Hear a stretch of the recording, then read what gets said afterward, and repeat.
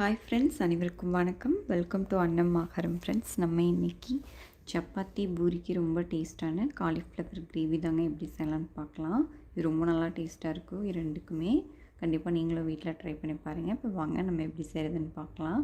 அதுக்கு முன்னாடி நண்பர்கள் எல்லாருக்கிட்டேயும் ஒரு அன்பான வேண்டுகோள், நம்ம சேனலை ஃபஸ்ட் டைம் பார்க்குற நண்பர்கள் ப்ளீஸ் சப்ஸ்கிரைப் பண்ணிவிட்டு பாருங்கள். ஒரு தவா வச்சு 1 டீஸ்பூன் அளவுக்கு சோம்பு சேர்த்துக்கோங்க. 2-3 பட்டை, 3 கிராம்பு சேர்த்துக்கலாங்க. ஒரு ஏலக்காய், 3 டீஸ்பூன் அளவுக்கு நிலக்கடலை எடுத்துக்கோங்க. 4-5 முந்திரி பருப்பு சேர்த்துக்கலாங்க. 1 டீஸ்பூன் அளவுக்கு வெள்ளையல் சேர்த்து இது எல்லாத்தையும் நல்லா வறுத்து எடுத்துக்கலாம்.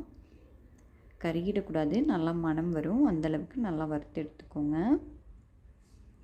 இப்போ இதை நல்லா வறுப்பட்டுடுச்சு. இப்போ இதை நம்ம ஆற வச்சு மிக்ஸி ஜாருக்கு மாற்றிக்கலாங்க.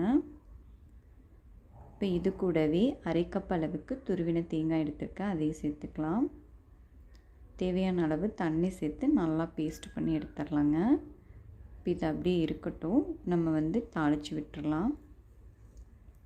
இப்போ ஒரு கடாயை வச்சு 3 டீஸ்பூன் அளவுக்கு எண்ணெய் சேர்த்துக்கலாங்க. எண்ணெய் காஞ்சதும் ஒரு பெரிய வெங்காயம் பொடியாக கட் பண்ணி வச்சுருக்கேன், அதையும் சேர்த்துக்கலாம். காரத்துக்கு ஏற்ப பச்சை மிளகாய் கீரி சேர்த்துக்கோங்க. இப்போ வெங்காயத்தை 3/4 பாகம் நல்லா வதக்கி எடுத்துக்கலாம். இப்போ 1 டீஸ்பூன் அளவுக்கு இஞ்சி பூண்டு விழுது சேர்த்து இதையும் நல்லா பச்சை வாசனை போகிற வரைக்கும் நல்லா வதக்கி எடுத்துக்கோங்க. இப்போ இது கூடவே தேவையான மசாலாலாம் நம்ம சேர்த்துடலாம். 1/4 டீஸ்பூன் அளவுக்கு மஞ்சள் பொடி, காரத்துக்கு ஏற்ப மிளகாய் பொடி சேர்த்துக்கோங்க. 1 டீஸ்பூன் அளவுக்கு கொத்தமல்லி பொடி சேர்த்து இதையும் நல்லா பச்சை வாசனை போகிற வரைக்கும் நல்லா வதக்கி எடுத்துக்கலாம். இப்போ இது நல்லா வதங்கி வந்ததும் 2 மீடியம் சைஸ் தக்காளி எடுத்து வச்சுருக்கேங்க, அதையும் சேர்த்துக்கலாம். கொஞ்சம் பெருசாக தான் கட் பண்ணியிருக்கேன். இதுக்கு அந்த மாதிரி சேர்க்கும்போது தான் கிரேவி நல்லா டேஸ்ட்டு கிடைக்கும். இது அதிகமாக வதக்க வேண்டியது இல்லைங்க, ஒரு 2 நிமிஷம் நம்ம நல்லா வதக்கி விட்டாவே போதுமாக தான் இருக்கும். இப்போ 250 கிராம் அளவுக்கு காலிஃப்ளவர் எடுத்து நல்லா சுடுதண்ணியில் போட்டு மஞ்சள் பொடி எல்லாம் சேர்த்து இது பண்ணி எடுத்து வச்சுருக்குங்க, அதையும் சேர்த்து நம்ம நல்லா கலந்து விட்டுறலாம்.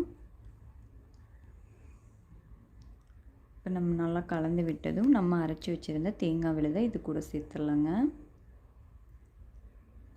இப்போ இதுக்கு தேவையான அளவு நீங்கள் தண்ணி சேர்த்துக்கோங்க. எந்த அளவுக்கு வேணுமோ அதுக்கு தகுந்த மாதிரி தண்ணி சேர்த்துக்கலாம். உப்பு தேவையான அளவு சேர்த்து நல்லா கலந்து விட்டுருங்க. ரொம்ப நல்லா டேஸ்ட்டாக இருக்கும். கண்டிப்பாக நீங்களும் வீட்டில் ட்ரை பண்ணி பார்த்துட்டு இப்படி இருந்துச்சுன்னு மறக்காமல் உங்கள் கமெண்ட்ஸை கமெண்ட் செக்ஷனில் சொல்லுங்கள். இப்போ இதை மூடி போட்டு லோ ஃப்ளேம்லேயே வச்சு ஒரு 10 நிமிஷம் நம்ம வேக வச்சு எடுத்துக்கலாங்க. இடையில எடுத்து நல்லா கலந்து விட்டுக்கோங்க. நல்லா கொதித்து வந்துருச்சு, நல்லா வாசனையாகவும் இருக்கும். இப்போ கொஞ்சமாக கொத்தமல்லி தழை சேர்த்து நல்லா கலந்து விட்டுடலாம். கண்டிப்பாக ட்ரை பண்ணி பார்த்துட்டு எப்படி இருந்துச்சுன்னு மறக்காமல் கமெண்ட் பண்ணுங்கள்.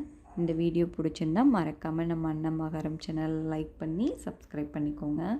உங்கள் ஃப்ரெண்ட்ஸ்க்கும் ஷேர் பண்ணுங்கள். வீடியோ பார்த்த அனைவருக்கும் நன்றி.